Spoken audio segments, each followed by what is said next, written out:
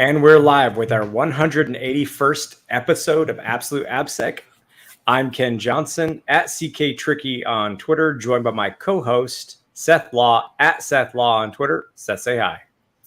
Hey everyone. How's it going? Welcome back to another episode. Happy to be kind of back in the saddle after a couple of weeks, mostly due to, what do they call it? Hacker summer camp. And way too much time spent in Las Vegas, courtesy of Defcon and trainings and Black Hat and all the things. So I'm finally starting to feel normal again after trying to be social, I guess, right, Ken? Right?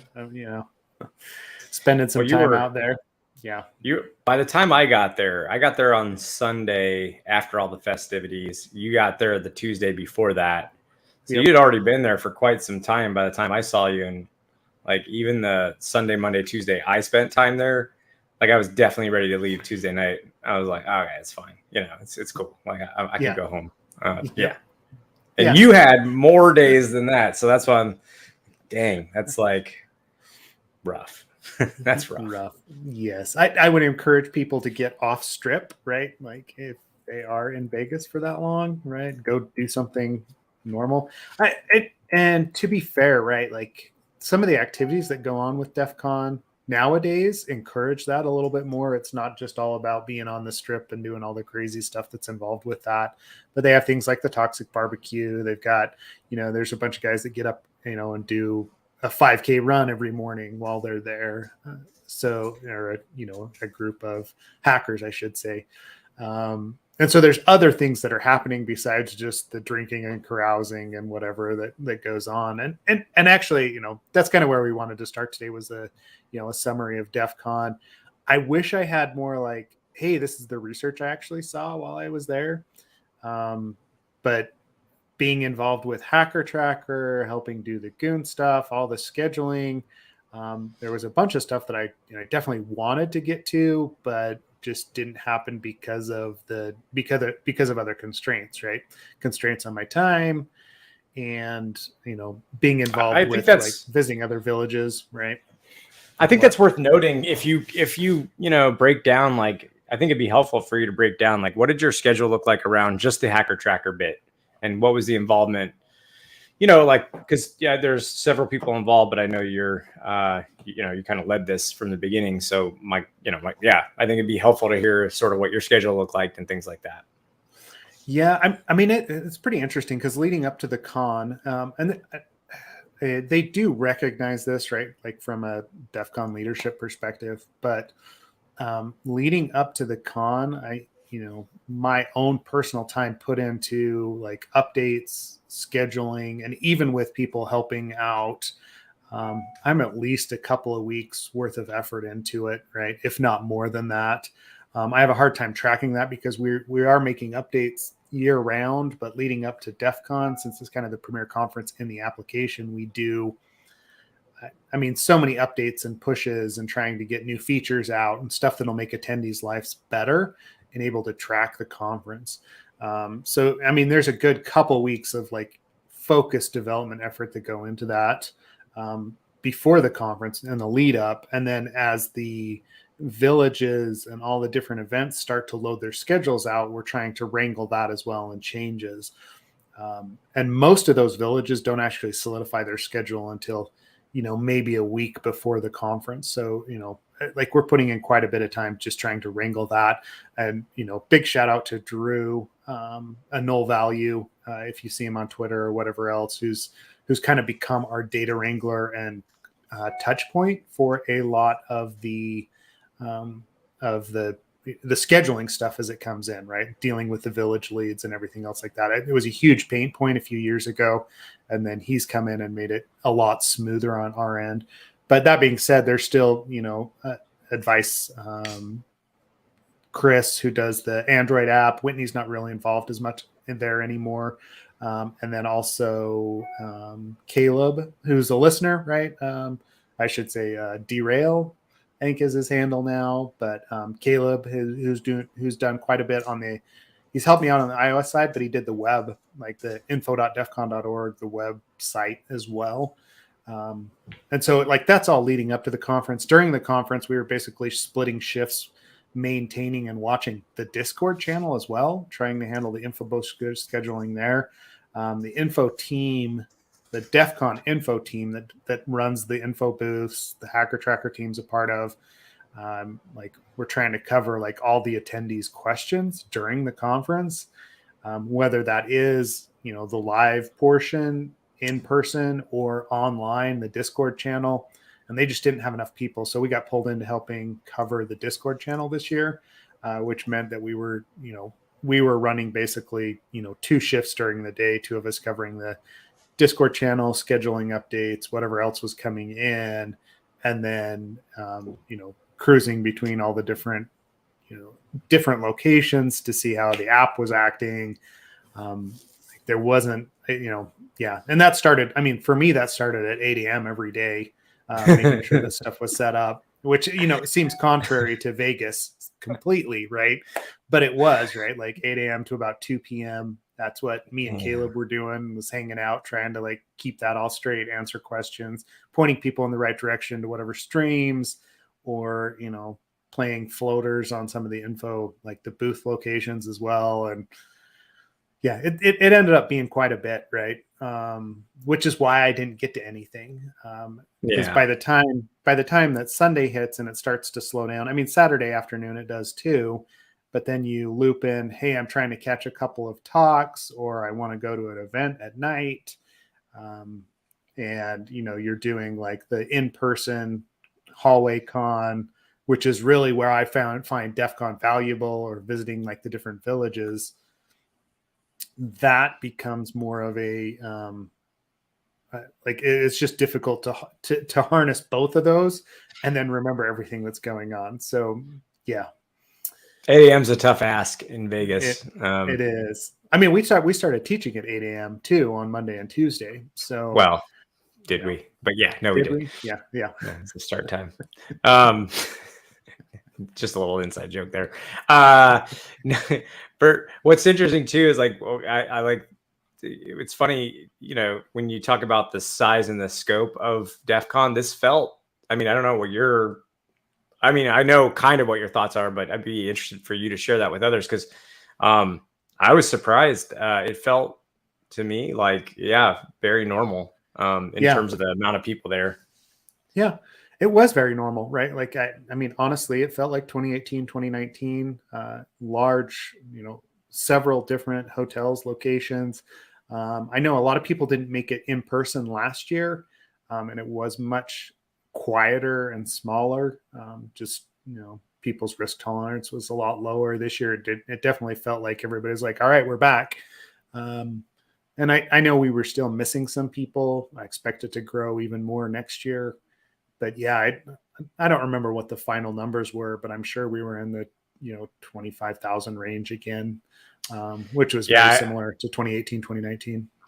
I've heard 30,000 thrown around a lot. So, and like, even just, you know, me getting in Sunday morning while people were kind of still shuffling out, checking out. Some people were flying out later that night. So there was still a decent amount of people. And I could tell even just within the link where we were at, there was a huge difference between Sunday morning and Monday morning.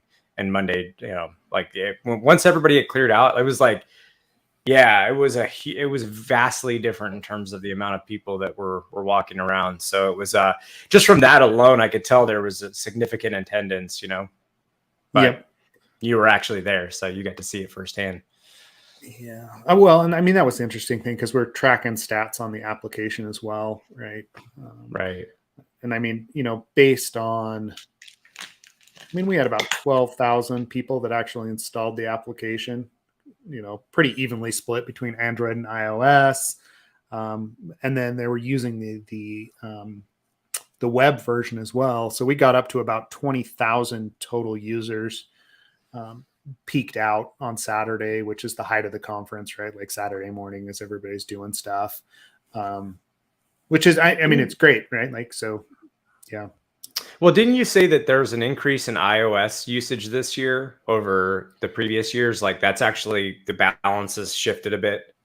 Yeah, it has. I like this was the first year that we had higher iOS numbers than Android numbers. I don't know if people are just more comfortable with that, or if we're getting away from this idea that Android is inherently like more open or secure than iOS. It goes back and forth in the hacker space as far as who thinks what, and what the security of that is, or what people are comfortable with using. So I mean, and to be fair as well, like the past years, we've tracked users a little differently. I haven't had as many I haven't had as much insight into the iOS usage, and so we did increase some of that telemetry. It's becoming more of a tracker app, right? I should say. No, no, you still don't have to log in. Whoa now. Whoa, slow down. It's all still completely anonymous. Yeah. Do you have your own You can in-app check out the browser? code. I do. That could lead us to another discussion that we're going to have here shortly. No, I don't. I actually legitimately ripped that out this last year. We used to do an in-app browser, and I pulled it out because it's a pain. Yeah, I don't know, right? Like from an overall attendee experience, I think this year went really well. Some of the villages have grown quite a bit, and see like the AppSec village specifically had a lot of good talks and a lot of good buzz about it. It needs a bigger space, just given that they're trying to do CTFs and in-app workshops and speakers all at the same time. There were some really interesting talks on, there was a couple on the crypto space in there, but there was the one, and I should pull this up. I don't have it at my fingertips right now, but there was a talk on a guy going in through GitHub and patching vulnerabilities at scale, right? Like looking at open source applications, looking for vulnerabilities that exist in those open source application, and actually using, just techniques to similar to what Dependabot would do, but just for custom code as well, right? It was an interesting take on, hey, we're trying to secure things. Let's really try and secure things and do a bunch of pull requests for in-app fixes for easy things, which was a rather clever way to go about it, in my opinion. Let's see what else was they had the what is it? It was an airplane village, right? But I can't remember what they called it right now. It's been a week, and my brain has been mush since then. So, but airplanes were there. Like the ICS stuff was really cool. Like the internet, the massive control systems. IoT is always great. Snow Offensive, we're actually running the new social engineering village, or whatever they're calling it, social engineering community. It's honestly like 15 different conferences all running at the same time. And that's usually my recommendation. And people are come up and say, hey, well, what should I go see?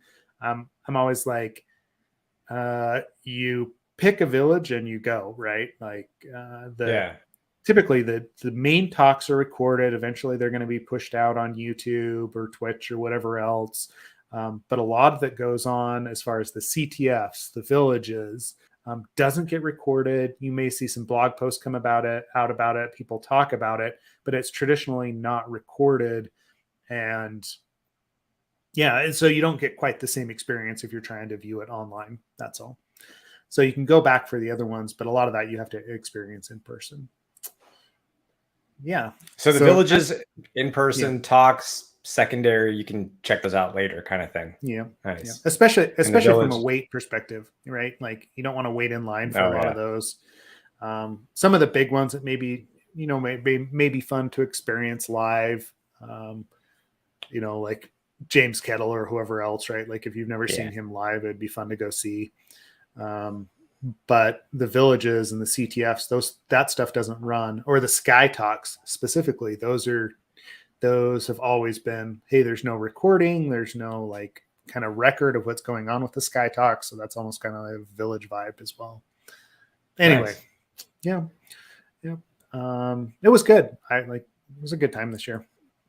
Yeah, it's nice for it to feel like we're kind of back in the swing of things. It was, from a training perspective, I thought it was really fun. We had a lot of students. Yeah. I think we were surprised because we had our original numbers and we showed up and there was definitely a decent bit more than, and it was already a lot of students. And then we got there and it was like, oh, there's even more students. We filled up that room. It was awesome. But yeah, like I think because that's the only perspective I have is from the training side of things. I thought it was, the students were really, I think one thing that was interesting in terms of the students' composition is that typically when we do this training, it's oftentimes attached to like either an application security style conference or a product security conference. Yeah. And this was Defcon. So this is, people with much more diverse set of skills than just, AppSec or product security type skills and background. So what was, I guess, a bit interesting was, having folks go through this who, again, we're talking people that had backgrounds more around network security, pen testing, red teaming, stuff like that. And to see that it still worked, right? But that there were deeper explanations required in some areas. Probably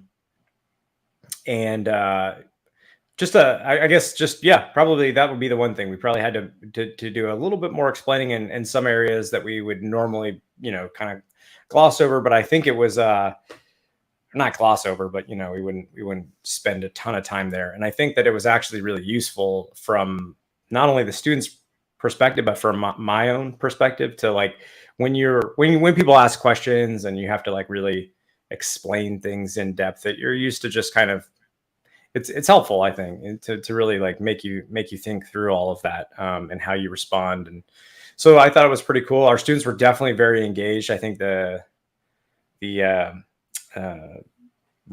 at the end where they go through and show us that they had, the second half of that day.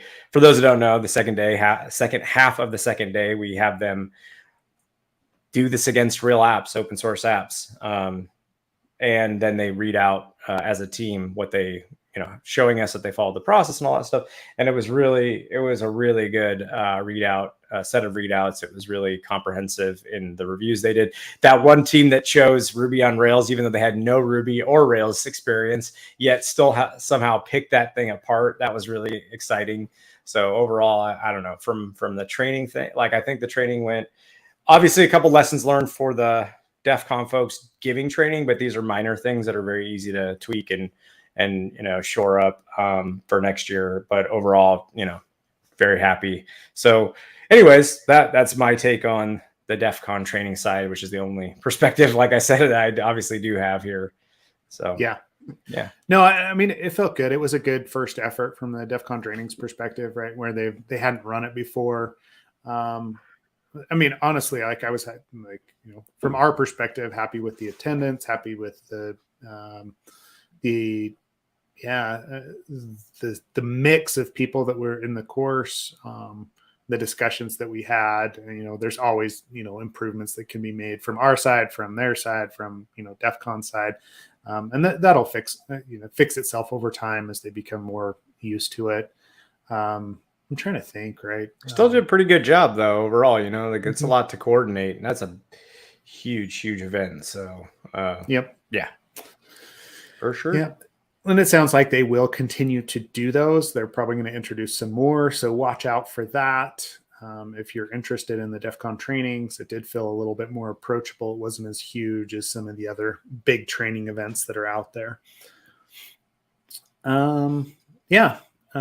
Outside of that, I did drop the link in for the DevSlop talk related to fixing vulnerabilities at scale. Give that a listen. It looks like it is, what's his bucket? What's his name? Jonathan Lightshoe. You would know how to say that better than I would. Lightshoe. Yep. For those that don't know, and I'm assuming that's a German name. It looks German to me. Yeah. Seth speaks German fluently, so Oh, Speaking of which, right? Like I didn't announce it at the beginning. We are going to be giving our course at DeepSec in Vienna in November. So if you are a European listener, I know we've had a few people asking when we're going to get back over to give the course. This is going to be your opportunity to do that, at least within the next couple of months. If there's if there's other interest, like there may be the opportunity as well to, give a private course that Ken and I do while we're there.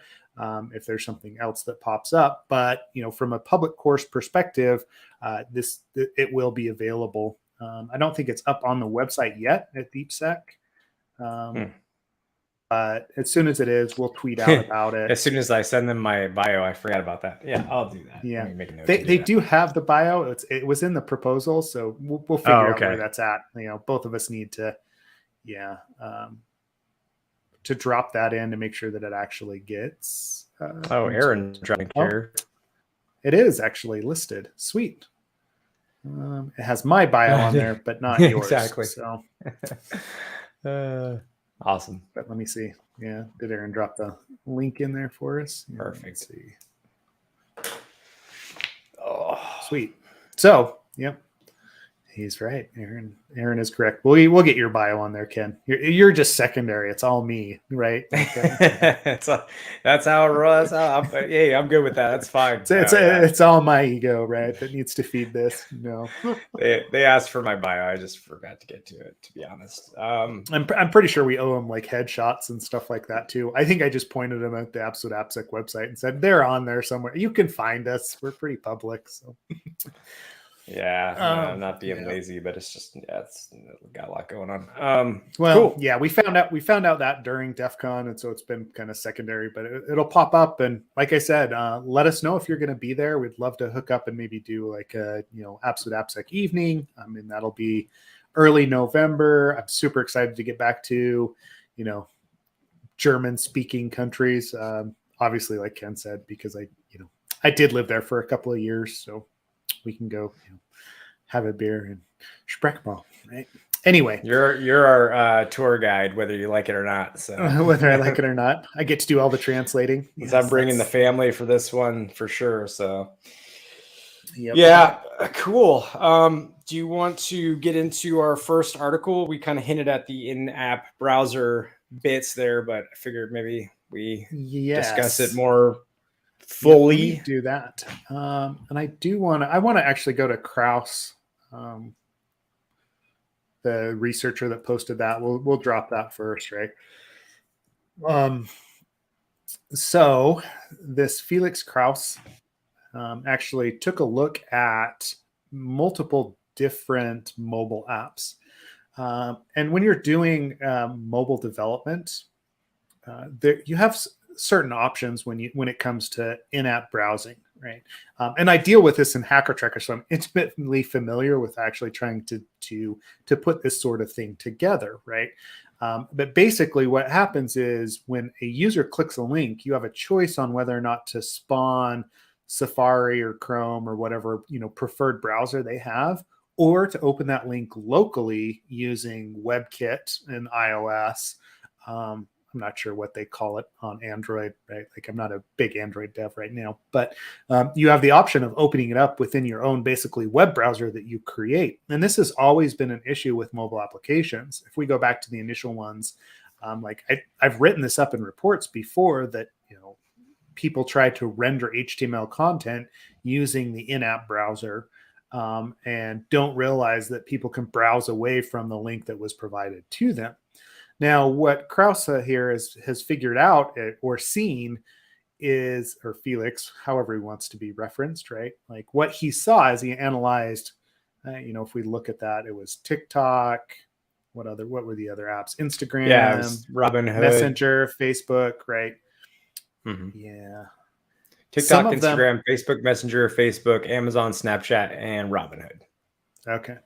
So, I mean, there's a few of them that are there that he's looked at. Obviously, any application has the option to do this. But when you click on a link in TikTok or in Instagram, TikTok by default would not allow you to open whatever your chosen browser is. It would open it in-app every single time. when that happens, you're viewing the web within the context of TikTok's permissions. Right? So they're able to modify the page. They can inject JavaScript. They can actually sniff data out if they want to. It's all kind of this dangerous functionality that exists. Now, where the option was not there to open it, the default browser, it means that TikTok controls your experience. Just like Safari or Chrome, they control your experience when you're using their browser. But it also, he was seeing specific JavaScript loaded into the app, or loading into that in-app browser that allowed for viewing of any clicks, any data that was inserted into the browser, and sending it off supposedly to a third party. And so basically it's dangerous, right? Like I know I'm going off here, Ken. Like, what is your take on this? So yeah, a few things. For one, why are people still using TikTok? It's an open question. No, I'm kind of joking. Kind of, not really. Like, I don't use TikTok for a reason. So yeah, let's start there. And with their response, right? So points out that TikTok, they render external non-first party TikTok sites within their app. So that's one thing that immediately stands out. The second thing is that he calls out that they have the ability to, and they log keystrokes, and those are sent off as telemetry. So in layman's terms, they're tracking and monitoring everything you type in while you're using the app. That having been said, their response naturally was, "Oh, we use this for optimization and blah, blah, blah, blah, blah. It's not like we're monitoring you, et cetera, et cetera, et cetera." Okay, sure. That was their response. So yeah, problematic for sure on two fronts. One, like I said, is the loading of external websites that are non-first party, non-TikTok owned properties, essentially being rendered inside of their app within the in-app browser. And again, the second is the keystroke logging. The second thing that came to mind was that if you use Safari, so if it's an iOS app using an in-browser or in-app browser, it's using Safari, there's a specific known safe. So if it uses SF Safari View Controller, it's known to be safe. So, and he also calls out, I think that one company does this pretty well. I think it might have been Venmo. Yeah, Venmo. Sorry, my dog's barking because that's what she does. I swear to God, she thinks that's her whole job. Sit here and bark. Hold on one sec. All right, I gotta yell at the dog. Anyways, so yeah, there are safe ways to do this, but yeah, in the vast majority of cases, probably not doing this safely. Beyond all that, I think you were mentioning it, and I'm curious to hear more about this. Beyond the security side of all this, you said it's actually kind of painful to try and implement in app browsers. So I'm curious to hear more about your thoughts on that, or more explanation of that. Yeah. So most browsers are based on some sort of WebKit or WebView that's already provided by the underlying operating system. So like WebKit is, Apple's HTML renderer, right? Which is great for actually viewing HTML. But if I implement that in browser, most of the time that means that I can't actually, I don't have all the browser functionality built into my application, right? So as far as Hacker Tracker goes, I don't want to have to build a full-on browser just because I want to render some HTML content, right? And that's the problem that we usually get there, is some sort of unnecessary functionality or unneeded functionality, right? So I open up a code of conduct page or something like that that's local. If it contains links to other places, like, the main website for this company, or, for Hacker Tracker or whatever, people click those links by default. the HTML rendering is actually going to, take you to that new location and show it within the context of that in-app browser, even though I may have not built the protections into it that you would traditionally expect. Things like caching, privacy protections, like cookie, actually like looking at headers and maintaining the security of those. If you don't actually like implement that, like the browsers have, things like Chrome and Firefox and Safari and everything else, your in-app browser is basically deficient, and the experience is not going to be the same as what users expect from a browser, right? And so that's what I'm getting at, is there's a difference between what you're referencing there is like the SF Safari controller, right, which you can use, which will give you like a Safari view into the web, as opposed to like the web view or the WebKit access, which is just HTML rendering, which does different things. So the developers have to be fairly aware of what they're trying to accomplish, but there's a lot of unintended browsing that goes on. I've heard horror stories actually from friends about, young teenagers accessing content through in-app browsers because it didn't actually adhere to things like, typical controls that exist and proxies that were put in place. I got right. you. Like, so it, like, people will use it as bypasses for controls built into iOS and Android as well, right? Like, think about trying to deploy devices like iOS or Android devices to a school and then maintaining some level of control on those devices.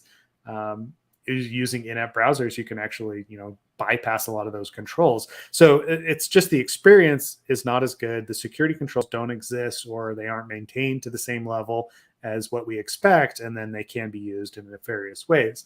So there's all of this that's rolled into it. And now on top of that, we're applying this. Oh, and in addition, the apps can inject JavaScript to actually, view your interactions with the web. And it's just one of those things that probably needs to fall by the wayside, right? Like, I probably wouldn't suggest that anyone develop an in-app browser nowadays. I'd push it out through the default. And, if an application is using the in-app browser, that you find a way to browse past that, copy, paste. I know it's a pain, but at the same time, it probably gives you a bit better protections and better security than using what's built into those different applications. That was going to be my question. Is like, that was actually my next question. Is like, would you then? And I know it's very context specific, and there's multiple factors that go into a decision like this. But would you be, is this something you might call out on a secure code review? If you're doing a code review or even just like testing in general, and you see this inside of an app, is there a point at which you say, hey, I'm going to call this out as a finding, the usage of internet browsers? It definitely is, right? Like, I'm not opposed to using like HTML rendering within applications, right? And I want to be clear about that. It's something that we can use. It's like using Markdown or whatever else in the application to render text and content. But I do call that out from an unnecessary functionality perspective, like always kind of like a best practice, because those apps aren't intended to be used as browsers. So the controls don't exist. So like when this popped up from TikTok, this was not surprising to me from a development perspective, a mobile perspective, because we've been talking about it for years. Like, that was one of my favorite things. Like, when probably 5-6 years ago, we're doing a lot of mobile app testing, was to bring up, whatever the privacy policy. And all of a sudden I'm clicking through and I'm on Twitter or Facebook through the apps or through the company's website, because they link to the privacy policy that's the fully rendered HTML page for, their public website, at which point there's also links to Twitter and Instagram and everything else that's there. And you can just kind of click through and start to do other things. And all of a sudden you've loaded up a huge cache and you've created all this, crazy stuff in app. It's not as malicious as what's going on with TikTok. And granted, they'll claim it's not malicious, but it's not as malicious as that because they're not intending for you to use that as an in-app browser, but it's still the functionality exists. So it would definitely get called out, and you would see it on, various reports that we've generated over the last 10 years. So interesting. Yeah. No, yep. I mean, it's been, for me, it's been so long since I've done, probably 6 years since 6 or 7 years since I've really done much with mobile security in terms of, doing full on assessments. So definitely something I was curious about. But it is, I think it's an interesting call out. In terms of there being some gaps in how companies are implementing this, and major companies too. I mean, these aren't small entities that were tested by Felix or Kraus or however Felix Kraus. Yeah. But yeah, anything else you wanted to talk about there? Or, I mean, I guess the other thing to mention is that you can, this is a tool that's available that you can actually download. And so in appbrowser.com, I'll put the link in here. Well, you don't even have to. You don't even have to download it, right? Like, you just navigate to it. Navigate to that, right, to actually see what's going on within the browser. I mean, it'll be really useful actually for us when we're doing mobile apps. Right, it went onto my list of great, right? Like now there's more to that in-app browser that we can take a look at to see what's going on for these private engagements that we have. So cool. Well, that's TikTok. Stop using TikTok. Stop using in-app browsers. Yeah, I guess that would be my recommendation there. Right.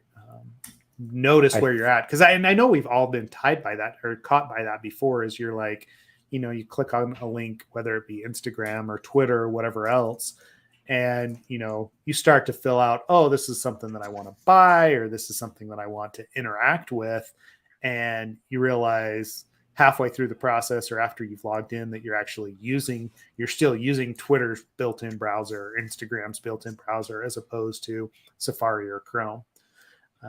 Those are the ones you probably would be safer using or more protected using. So just watch it, right? I guess is all I can really say. I did paste in the link to the source code too. So you can actually see the source code for, see what the source code is doing. So it shows sort of like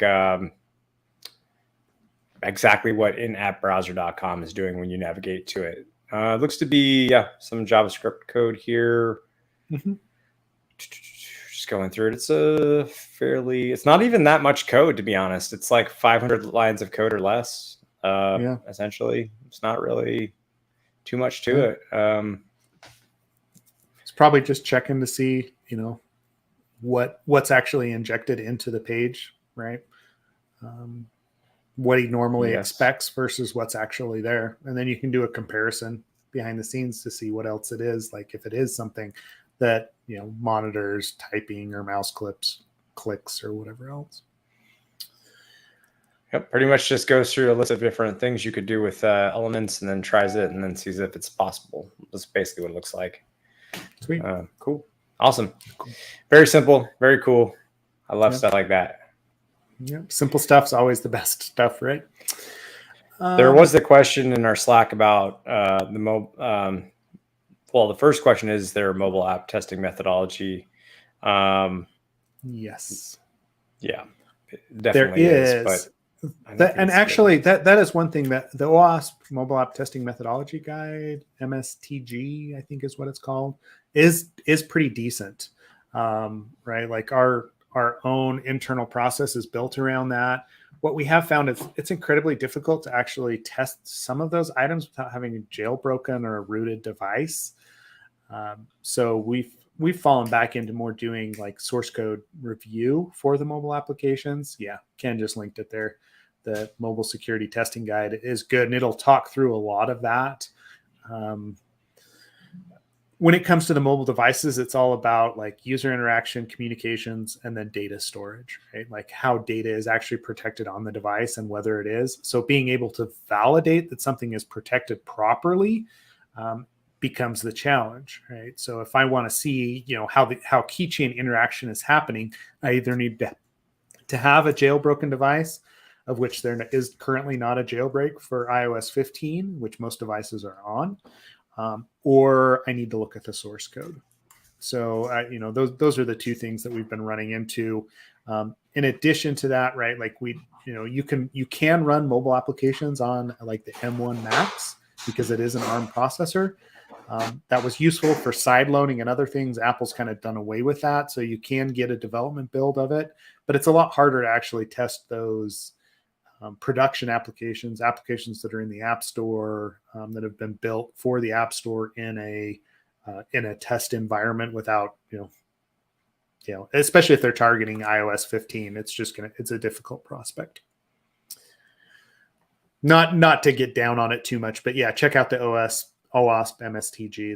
That's a good resource. It's a good place to start. And if you have more questions, jump into Slack and we can have full on discussions about that and the travails of iOS testing, because it's not an easy thing. Cool. Let's see. We got about 10-15 minutes left, Ken. Sweet. Where do you want to go? I posted a link to Ken a couple of, earlier today that was actually sent to me by a friend who is a physician of all things. And so I did want to bring that up. It's kind of an interesting story. Yeah. Biohacker bit. Yeah. So this is an article from Wired. I'll paste the link. Okay. Oh, you already did. Never mind. All right. Yeah. So basically that biohackers are encoding malware within DNA, right? Within a physical strand of DNA. And I'm trying to get more information on it, right? But it looks like it almost looks like little Bobby tables. I'm going to be honest, right? Like they're embedding malware into this string or into DNA, but it still has to be taken out of the DNA and processed by a computer to execute, right? So like, I'm embedding an attack in my DNA, which I then send to, I guess, Ancestry or somebody like that. And when they do the processing, it's like a single tick and drop table, I don't know, DNA or whatever it is. So, I mean, like, it's just another like input validation mechanism when it comes down to it. Right. Yeah. So whether or not it can actually like be exploited is another question. I mean, DNA is just a storage mechanism, right? And in this case, it's a transfer mechanism. So I don't know how surprised I am by this. I just thought it was a novel use of, encoding as opposed to something else.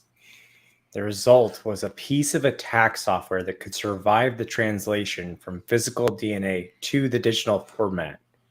Man, that's super interesting. So imagine overwriting the sequencing of DNA such that when it's translated into digital format, this modification, man, that's because like one of the things that you immediately think of is like, we solve crimes with DNA.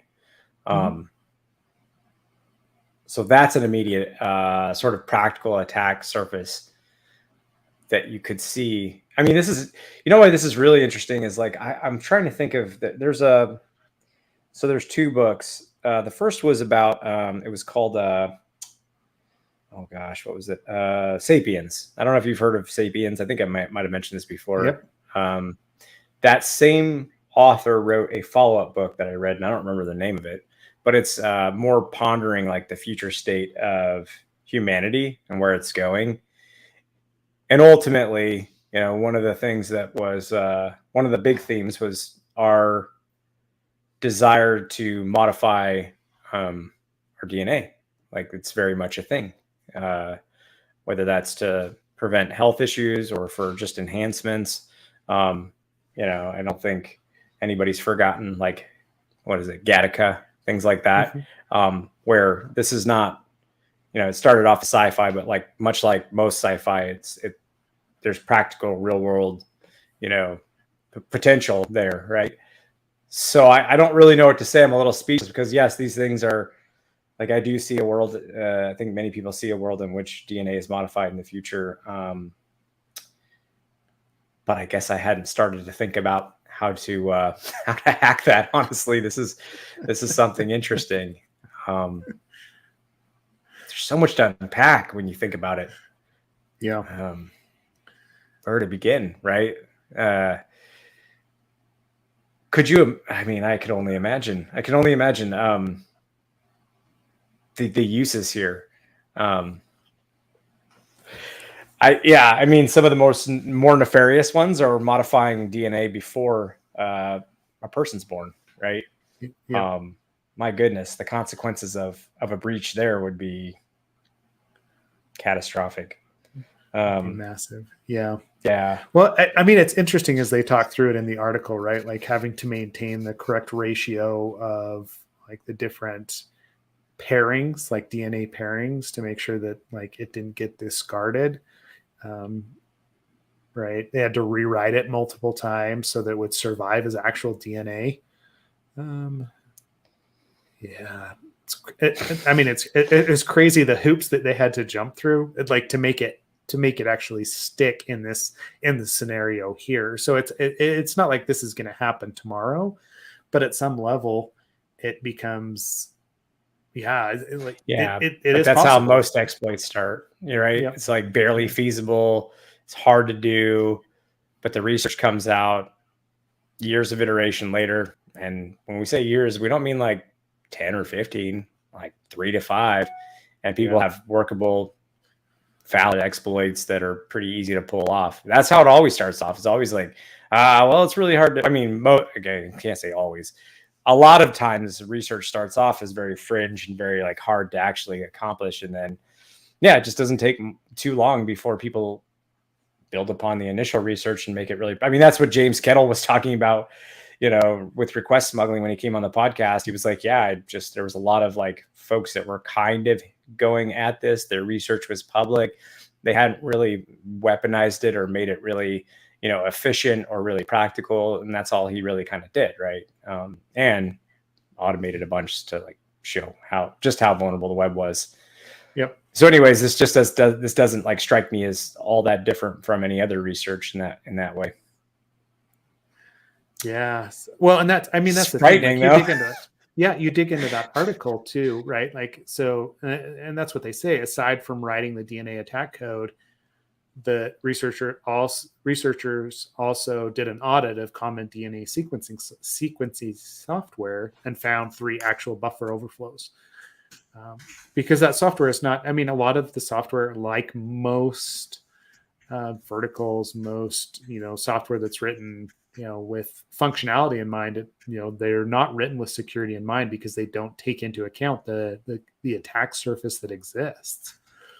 So encoding a buffer overflow in DNA that targets specific commonly used DNA sequencing algorithms is definitely a possibility. Right. Yeah. And if you send it to the right lab, right, like even like, this becomes like a threat model or a threat assessment that needs to be done at a lab level as far as, okay, where do we accept DNA samples from? How would we detect this? How do we prevent this from happening? It's like the attack surface is different. And it's not like a threat that has been considered up to this point. So hence the reason it was so interesting. It's also, as I think about this, we're thinking about this so much in the form of threat and offensive and all of that. But I'm going to get out here on the fringe for a second. Imagine a world in which there's regulation and oversight by authoritarian regimes around, DNA, right? Like you literally have, just hypothetically, right? This is totally getting into the sci-fi fringe stuff here, but just to hypothetically imagine a future world in which the government was to a government was to, you know, control and say like, you can have children, but only, I mean, I think we see this already, only X amount, and they have to have, you know, government certified DNA sequencing, right? Otherwise, not okay. What not okay means, we won't go there. But, and what the ramifications are of not okay, we won't go there. But let's say that was the case. Something like this could be used in a positive way. Yeah. Right. Bypassing, bypassing government restrictions. I don't know. I'm getting out there, but well, no, and that's worth what, hypothesizing, right? Yeah, and that's where I went to with like, oh, it's little Bobby tables, right? Like in DNA form. You know, you can use that to bypass certain things based on the controls that exist around DNA. And if that's the case, then yeah, like exactly what you're going to, right? Like is, you know, as far as like whatever controls, whatever stipulations we build into DNA, whether it is something like payment, like the cryptocurrency stuff there, and just pointed out on the pod or on in the Slack channel, like, you know, anything along those lines can be manipulated because of that attack surface and the way that user input is coming in, whether or not validation actually happens on that. But then again, right, like since it is a natural sequence as well, who's to say that somebody doesn't have this already encoded into their DNA and we just don't know it, right? Based on the millions of different pairs that are out there, the million, you know, it's hard to discount that because we haven't sequenced everyone's DNA that's out there to say that those conditions don't actually exist. Correct. Yeah. Man, this is fascinating. This is actually, the blockchain. Put blockchain in your baby. And yes, for Jason and for Aaron, yeah, Homo Deus was the name of that follow-on book that I was referring to. Really great book. Really fun to just kind of think about where humanity is going. Very fascinating book, especially because it's based off of prior research, right? So it's predicting some potential outcomes based off of historical information. Mm-hmm. So it's rooted somewhat there in facts and science. So that's nice. Cool, man. Somewhat wild. Yeah. But yeah, it could be not just an offensive thing, but it could be a preemptively like a keep DNA open source kind of thing. Or, you know, yeah. Interesting. Very cool. Yeah, I mean, I don't think we've explored that space near enough. I mean, I know a lot of people are doing research into it, and they're pushing that direction. You know, as far as like 23andMe, and you know, I mean, but this is part of the reason that I have concerns with like private companies actually owning or like having DNA sequences, because you don't know where that's going. You know, as far as like how well they protect that, what those markers actually show. What's built into them. It would be fascinating from a data science perspective and a data research, security research perspective to have access to that. But what are the implications of that as we move forward? Because if we start to use that for things like cryptocurrency, for minting, you know, various, you know, whatever NFTs or like, you know, proving identity, all of a sudden you've already given that identity information. You've given that to a company and paid for that privilege. Not that we don't do that all the time with, you know, TikTok, right? But at the same time, right, like something that you can't necessarily change.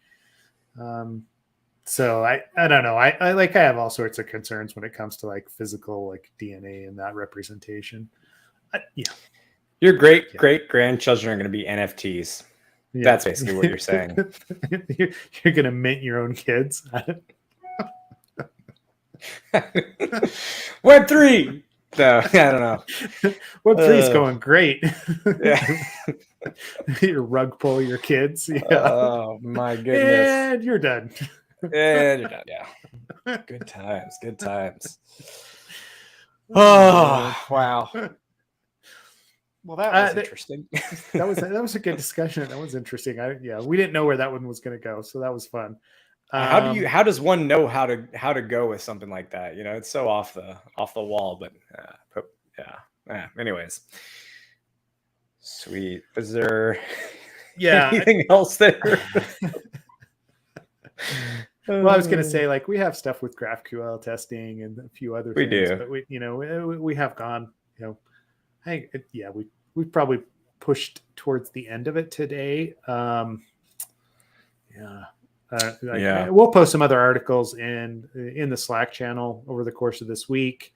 We do have some interesting NatSec or national security discussions that are upcoming based on some books that we've been reading. We'll have Stefan back on in not too long. We also have, I know we have some other guests that we want to bring on as well, Ken, and we've just got to email them. Yeah, just got to email and actually set that up. But if there are people that are interesting topics that you would like us to discuss, please, send us an email, jump in Slack, mention it. There's a lot that's going on. There's a lot that came out of Defcon and Black Hat and interesting research that I know we haven't touched on yet. So I'm pretty sure we're going to get to a lot of that over the course of the next month to 2 months. The things that start to affect the industry, the wider, AppSec, ProdSec industry, and what we see on a day-to-day basis. So if you have something that you found interesting from Black Hat or Defcon, hop in and let us know. We'll pick it up and discuss, or we can just discuss in the Slack channel as well, depending on where you want to go with it. Cool. Yeah. Awesome. Cool. Yes. Any final thoughts today, Ken, on, changing your DNA to target, I don't know, your bank, I guess. Yeah. Yeah, no, I mean, well, dang, now you're making me think just about how biometric controls might be bypassed in the future using these exploits as well. So that's your fault for making me think more. Anyways, no more final thoughts. That was probably the only one. So I'm just happy to be back. Happy to be kind of feeling, I'll be traveling again next week, but after the podcast. So cool. So we'll still have the ability to do normal time next Tuesday. The Tuesday after that, not so much. I'll be out in Vegas again, but for a different reason. In fact, if anybody is going to Vegas between September 1st and 8th, let me know. Be curious if you're going to be there and you're listening. Maybe we can meet up. That's all I have. Sweet. All right. And I will not be in Vegas that week. I have had my fill for a while. But if you do happen to be in the Mountain West region, let us know. And if you would like swag, we do have t-shirts to send out. I've got a pile. I know a bunch of people have asked. And if you have asked, your name is on the list. It's been separated out. We just haven't sent them out yet. But we'll be doing that now that Vegas has settled. So if you would like a t-shirt or stickers or whatever, jump into Slack and hit me up. And as long as you provide a physical address, we can send it along. Cool. All right. Well, thanks everybody for joining today. We'll be back next week. Same bat time, same bat channel. Absolutely. Thanks, everyone. All right.